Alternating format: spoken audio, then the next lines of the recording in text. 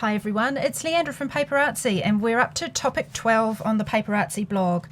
Topic 12 is all about stencils and it's one of my favourite things to work with, and I'm sure you too, because there's just so many things we can do with stencils. Topic 12 is actually going to run for 3 weeks because we've got some exciting new products coming out. Our mid-year release is due very soon, so you will have 3 weeks to participate in the challenge related to this topic. That will take you through until the 12th of July. So if you want to play along with us and show us what you like to do with stencils, we'd love to see what you do. If you just link up on the PaperArtsy blog, there's a place there for you to show us your creativity. So stencils, well, sometimes they're called stencils, sometimes they're called masks, sometimes they're called templates. Is there a difference? Well, yes, I believe there is. And so stencils generally have a hole and you put something in them. So it might be grunge paste, it could be paint, and there's lots of different types and thicknesses out there on the market. So Crafters Workshop were probably the first stencils I ever started working with many years ago, and the first class I did with them, they were presented as templates, and we definitely did use them for tracing through. But now there's so much more that you can do with them, and some of them are definitely really mixed media for backgrounds and lots of applications. So this one here, for example, there's like almost 9 different mini stencils within the stencil, which gives you all sorts of things you could do. This one here, the climbing vine, is one of my favorites. Here's an example of how I've used it in this page in my journal. So I used it with some paint going through it and added 2 or 3 shades of paint. I started with guacamole, then I used some hay pesto to darken, and finally some limelight. And then I went back and used the stencil as a template. So I placed it back over the top and I traced through with my journaling pen to just give some definition to the leaves. So that was kind of using the stencil 2 different ways. Some of them are deliberately designed to be templates, so you can trace around them with felts or fine-tipped journaling pens or really thick journaling pens, and use them as a guide to perhaps create your own tags like these, or you might also use them in combination with paints and as a template. So that's a lot of fun. We've got some of our own stencils as well. These, as you can see, are slightly larger than the Crafters Workshop. Crafters Workshop is 6x6 and ours are slightly bigger than that. And sometimes ours are also versatile to use as templates. So this is one of Emma's, Emma Godfrey, and it's sort of designed to work with her stamps, but these were really great words to trace around and use in that way.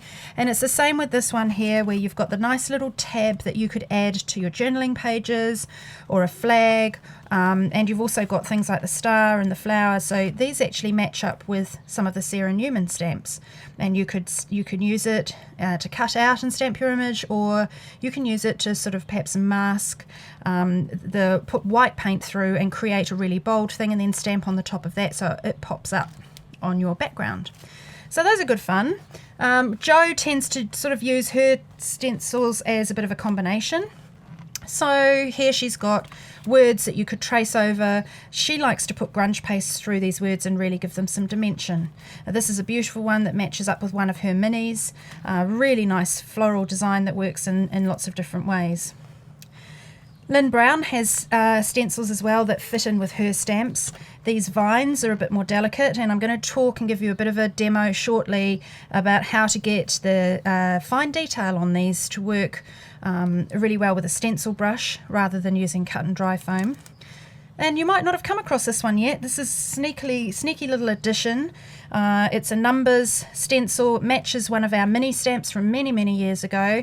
In fact, I think I have used it on this journaling page here in the background. So there is a bit of texture here. I did tint it slightly so that it wasn't white, the grunge paste. I tinted it slightly with a pink paint. Candy floss I think I used, and then I also put a bit of blue. There was a mixture. I never just used one colour. I was using candy floss and Lake Wanaka and sort of striped that through the grunge paste so that when I applied it, some of the numbers turned blue and some of them were more pink, just for a bit of contrast. So that's quite a nice one to use as a background stencil. It's very fine detail, so I think it works really well with the grunge paste. It's quite easy to just scrape it through, lift it off and get that nice texture. And then this one here is Lynn Brown has quite a few of her stencils that are designed to work with her stamps. So this stamp set here, ELB 20, you can see that the stamp matches the shape here. So she does some quite cool things to get a variation in colour when she applies paint through the stencil. This one's also a pretty one that is very tricky to use with cut and dry foam because of the delicacy and the detail in that little bit of the stencil. So I'm going to show you a way to use that as well. So those are stencils. So what's a mask? Well, a mask is when you obliterate, so you create a template to place over the top of something. Most commonly in stamping, we tend to make our own masks. So I've just used a post-it note here and stamped the image and cut it out, and then you can lay it over the top. And that means that you can perhaps add more colour to the edge here to create a shadow. I'd use perhaps a distress ink to do something like that. So that's what masks are. They actually cover things so that you can create more colour and detail in the background area rather than the feature area. Right, so I'm going to move on and do a demo for you and show you a couple of ideas of how to use this particular stencil and matching stamp. Okay, so I'm just going to start really simply by making a quick background, and then we'll put something on top of it. I'm going to do 2 tags at the same time because I'm not entirely sure what I'm doing as usual. So I want to show you along the way a couple of ways that you can get good results from your stencils without trying too hard. So rather than just having one colour on these backgrounds, I'm going to make 2 just for interest, and I'm not too bothered about being all perfect about this. It's just to get some background on there. It's a starting point, and a brayer is a very quick way to get started. Oopsie. Soften that through. Okay, that'll do. So first of all, using delicate stencils like this. Now on this first sample here, I just want to show you the difference between using cut and dry foam and using a stencil brush. Whoops, let me get my chalk paint. So if I'm using paint with a piece of cut and dry foam, usually I'll put a blob of paint on there and work it into the cut and dry foam. And when I've got a dark background, it's a really good idea to sort of mask or block out the background first. So I'm going to start by massaging this paint into the cut and dry foam. If you just pick it up as one blob and let it sit on there, and then you go to apply it through a stencil, often you'll get seeping underneath the stencil because you've just got too much paint on there. So you want to just start really lightly, and if you think you've got too much, squidge it off back onto your craft sheet so that you get a softer application. And it's back to, I think I've shown you this before, I like sort of tend to tap a bit like a woodpecker when I do this, and it just allows me to sort of get a sense of how much paint is going onto the background. But you really just don't want too much. And it's the great thing about chalk paint, it dries so fast. So there you go, that is a pretty good result. Now if you use a stencil brush, you do get a slightly different result, but you have to be a little bit careful about how you load your brush. So in this case, you want to have a piece of paper towel nearby, and I use these stencil brushes. We have a variety of stencil brushes available online. This is a good little set because these are nice for detail, they're not too big. We have a whopper like this, quite soft, which is helpful, right down to even finer detail ones. And we also sell the set by Dreamweaver Stencils, which are specific stencil brushes. So back in the 80s we used to use stencil brushes loads, and they are a great way to work with a stencil. Obviously that's what they're designed for. But if you apply this straight on there, you could end up with way too much paint. So think of it as dry brushing. You want to get paint into your brush, but you don't want to have it soaking wet, because then you're going to get the same problem with the cut and dry foam where you just put way too much paint on there. So tentatively start applying it, and I tend to sort of scruff it into the center, just flick it in, and then it's a stippling action. So if you want a higher coverage, you tend to stipple it and you may need to come back and reapply to get your second layer, which is exactly what I do with cut and dry foam anyway. I tend to sort of put 2 coats on there before I lift off. And let's see if there's a difference. Oops, I've just lifted off some of the wet paint there. You can see it's much sharper detail, particularly where these frilly bits are. I mean, they're both pretty good results, but if you're looking for really sharp detail, the stencil brush is going to give that to you. Now, part of the thing that can affect this is how thick the stencil itself is. Now, Crafters Workshop ones are quite thin. They're probably the thinnest stencils I've worked with. And where you have a really thin mylar, you get a beautiful, crisp image at the very edge. There are others that are much thicker than ours, and the advantage of those is they're really good with grunge paste, because when you apply a paste through your stencil, you get increased relief. But ours is somewhere in the middle, because we knew that we had grunge paste as a product, so we wanted you to be able to get decent amount of relief, but we still wanted you to be able to get pretty sharp results just using cut and dry foam or your stencil brush with the stencil as well. So we kind of figure we've pitched somewhere in the middle. So that's just a simple thing. Now, the great thing about when you're working with stencil brushes in particular, is it's so much easier to topically apply your paint and build depth. And that's what I want to show you on this sample. So we've got this great set of stamps by Lynn, which are really designed to work with this stencil. Okay, so you've got the little stalky thing and the flower head. Now, the best way to start is to stamp your stalk first, because then you're going to know where to position the flower head on top. So I just try to make sure that the stem is parallel with the block, so that I'm going to stamp it straight. If I don't put it, the stem parallel with the edge of the block, then I'm more likely to stamp it wonky. A bit of archival ink is always good on top of our paint. So we'll stamp that first down the bottom here. Now, so I just need to check that my acrylic block is parallel with the edge of the tag, and then I should stamp the whole thing straight, in theory. Okay, there we go. So that's that, the bottom bit. Next, we are going to take the stencil here and put that over the top.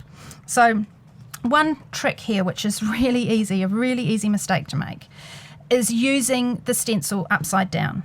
So how do you tell if the stencil's upside down? Well, there's a code on the bottom here, PS014, which is the code, and it's also got PaperArtsy written down the bottom. So that tells me this is the correct side. So if I had used it that way, and I went to match my stamp on top, you can see it's not going to match up perfectly because it's not symmetrical. So make sure that what you do is you put your flower head on there with the writing on the stencil facing the right way, and then you can see that that's going to match up perfectly, which is quite easy not to do it the right way. Okay, so we've got that there, and we can see the bottom of the stem, and I think it's quite nice to just slightly cover the bottom of the stem.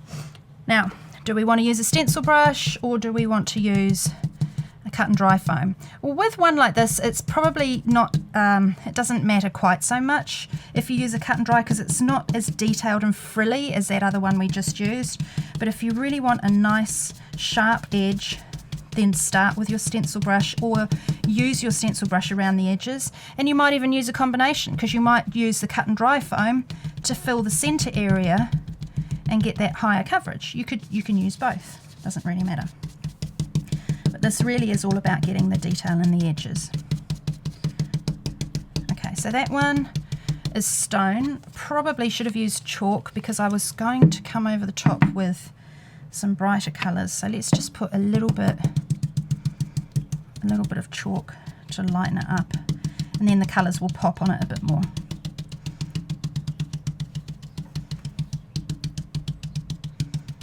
Nice to get the variegated effect. So you see that's nice and sharp there, and the two different colours sort of blending in a little bit. So I'm going to line it up, and then I'm going to come over the top with some other colours. Now, I kind of thought on the stone background I might use some blues. Not that blue flower heads are particularly traditional, but creative license and all that, we can do what we like, can't we? So let's just make sure that you don't have any paint on that brush before you pick up the next colour. Pick it up, dab off the excess, and then come in and apply it. I'm starting at the top because I kind of want the lighter colours at the top, and then I want to build some depth at the bottom. So by having those other colours underneath, it will add a bit more interest to it. Okay, so that's colour 1. With that was Blue Oyster. I do like the blues and browns together, and the colours that I'm using, I've started with Blue Oyster, but I'm now moving on to Lake Wanaka, and I might use a bit of Space Cadet, and those are quite greyish sorts of blues, so they're a bit, they work really well with the taupe type colours. And I'm going to start this time at the bottom and pull this up, and kind of the edges there because it looks pretty. And don't want to obliterate everything. And of course you can go back to the other colour if you want to lighten off, and you can work from one to the other. You can even bring chalk back into it if you wish. And then at the very bottom we're going to use the Space Cadet. Now if this was a really fine detail, I'd probably move to my much smaller stencil brush, but because it's not, I don't really need to. Tap off the excess and then just blend it through. And I kind of like that stipply effect. I just want to get rid of some of it and soften it.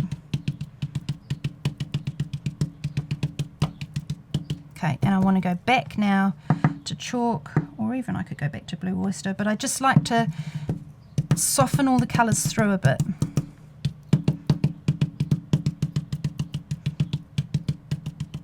Okay, so let's just have a quick sneak. So now you can see how you've got dark at the bottom and it comes through to the top. Now, if you want to give that some zing, that once you've got that base, that's where you can add things like limelight or really bright translucent colours to give it a bit of oomph. So let's just see what happens if we put a bit of that on. Clean off this brush. Pick up a bit of that limelight, tap it through so I'm not getting loads. And I'm going to start at the top and lightly brush it down. It will just give some warmth.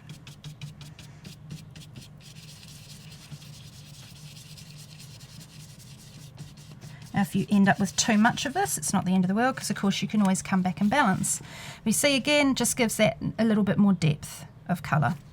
So the final step then is to take your image, your stamp image, which I have lost. No, the flower head, there it is. And put that on here, and we're going to line that up and stamp it over the top, and then all of that will look more like a background because you've got the colour on there. The cool thing about applying your paint through the stencil this way and then stamping the image over the top is you can work with your opaques and you're not losing the detail of the stamped image. If you've watched others of our videos, you'll know that there's a difference between translucent paints in the fresco chalk acrylic range and the opaques. And the translucents allow you to put colour on top of your stamped lines. But of course with the opaques, it's much harder to do that. So I'm just lining that up. The way we trim our stamps, they come on easy mount and they're trimmed like this so that you can easily line everything up over the top. You see? Simple. So we do trim them very closely so that it's easy to see through and just position that correctly. So that's how you can use your stencil with your stamp to create a really cool variegated effect. I would then probably come over the top of that with this one and add some grunge paste into the background. So I'll quickly do that. One of the other things that you could do, of course, is you could use your dye spray inks and spray those through stencils. They look great on top of the paint as well, the dye sprays, to give more depth of colour. So, you know, there's a load of things you can do. Right, here's my spatula.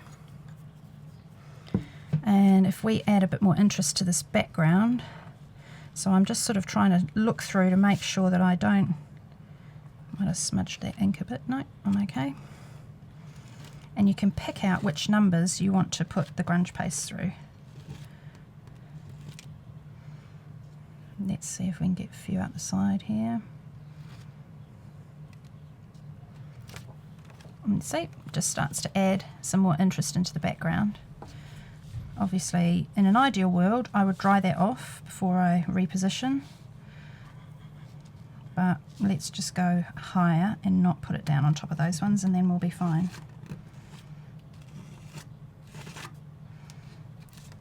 There we go.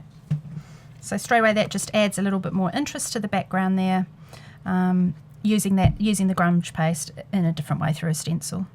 So I know that that's just a very small taste of what you can do with stencils or masks and templates, but I really encourage you to have a go and show us what you like to do with them and take part in our challenge over the next 2 weeks.